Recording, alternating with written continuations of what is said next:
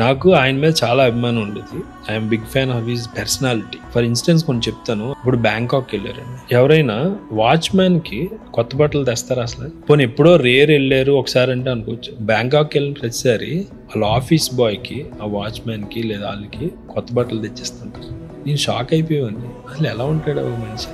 Suppose ఒకే room లో ఇప్పుడు నేను బుడ్డ బాబు చేసి అమితాబ్ బచ్చన్ గారు ఉన్నారు, ఆయన అమితాబ్ బచ్చన్ గారితో మాట్లాడుతున్నారు. మీరు రూమ్ లోకి వెళ్ళారు, నేనేంటి అప్పుడు చిన్న రైటర్ మీరు వచ్చారు రూమ్ లోకి ఎంటర్ అయ్యారు. అమితాబ్ బచ్చన్ గారిని ఒకసారి సార్ అని చెప్పేసి నన్ను వచ్చి పలకరించి కొంచెంసేపు ఇది కూర్చోజే ఇలా అనేది చెప్పి నాకు అన్ని చూసి నువ్వు భోజనం చేసావా, భోజనం చేయి అని ఫస్ట్ అడిగి మళ్ళీ వెళ్ళి అమితాబ్ బచ్చన్ గారు దగ్గర ఎవరినో కూర్చుంటారండి. అసలు అంటే ఒక హ్యూమన్ బీయింగ్ కి ఇచ్చే వాల్యూ ఆయన, నాకు అది షాకింగ్ అనమాట.